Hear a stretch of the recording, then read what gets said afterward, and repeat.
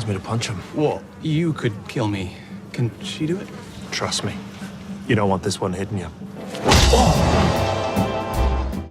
The penultimate episode is here. Last week we saw Wednesday cut down Vulcan following his betrayal, and with sword in hand, he and Shadow looked to evade the new gods who were closing in on their current position. However, what comes next we do not know yet, as we did not get a single scene with the pair this week, for the whole episode was dedicated to the backstory of Mad Sweeney and of how he came to America. Like all the other old gods, they needed followers and believers in order to gain their power. And Essie McGowan, also played by Emily Browning, proved to be an essential part in bringing Sweeney across the ocean. She was one of very few believers that had been worshipping the leprechaun since she was a little girl. She would leave a gift for them in hope of receiving their blessing, and carried on the old traditions all the way throughout her life. And as she was about to pass, Sweeney appeared to Essie and stayed with her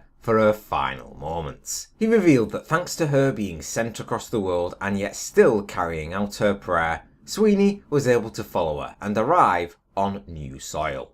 I was surprised we spent such lengths exploring Sweeney's character, but since he's become one of my favourite characters in the show, especially after last week's episode, I was pleased to see us explore and gain some depth into his backstory. Currently, him, Laura and Salim were still in the midst of their travels, but after pretty much ditching Salim by telling him where the gin was, it left Laura and Sweeney alone to talk about this big meeting in Wisconsin and why Sweeney agreed to head there in the first place. And after we found out why, the outlook for the future, and his in particular, continues to look even worse. Wednesday alluded to his own death very recently, and here we learnt that Mad Sweeney had already foreseen his death in the war. It was the previous one, that is, but I guess he feels a sense of lingering dishonour about running from his own fate. Now, however, he seems determined to see out whatever the future holds for him. Plus, he's overdue a fight.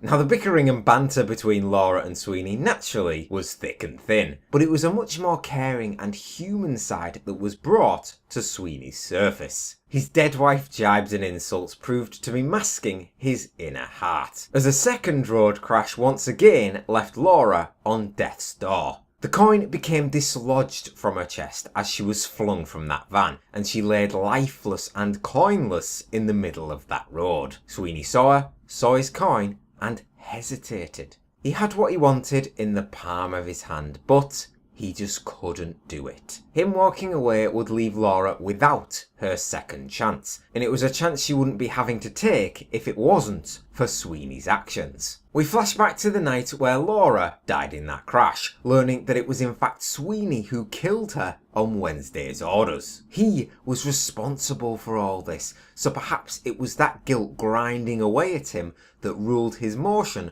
to place his coin back onto Laura's chest. Laura didn't have a clue what went on, punching Sweeney for his redeemable actions. In a sense, with his redemption, it feels like he could be heading into a war with the outcome already foretold. If that's to be the case, then Sweeney, many of us will drink to your end. I'm still holding out hope when the war does eventually start, but this week felt like a setup to his death. And if he does fall, Sweeney, just take someone out with you.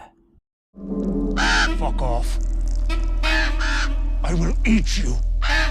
I'm on my way to Wisconsin per the arrangement, which I have kept my end of. My overall verdict for the penultimate episode of American Gods' first season is a 7 out of 10.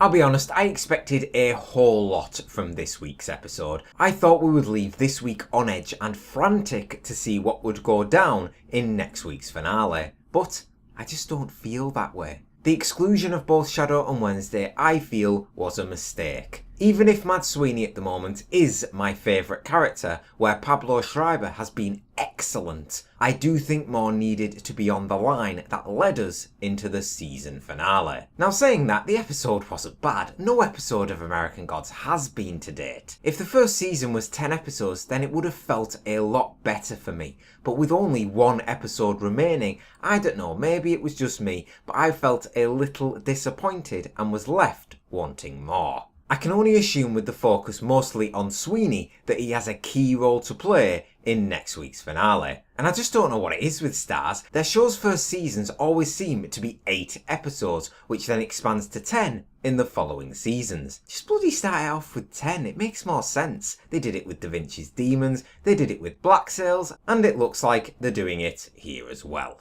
We also saw Anubis and Mr. Ibis again as they both continue to write and work throughout this week's story. It seems unlikely to me that they'll be attending this venue in Wisconsin. I mean, you never know, if it was me I'd like to have both of them there, especially Anubis, since he proved how frightening and fierce he could be when he was first introduced. Now, despite feeling a little wanting, the episode's focus on Mad Sweeney gave us a deeper insight into his character. His wit and dry humour has rapidly made him one of my favourite characters, and despite his rough exterior, he proved this week that his true nature runs far deeper as he saved Laura by returning his lucky coin. That was my standout scene for the week, which showcased the complexity and depth that his character holds. Going into a possible war against the New Gods without his coin and with his fate already being foretold, Sweeney's fate doesn't look good.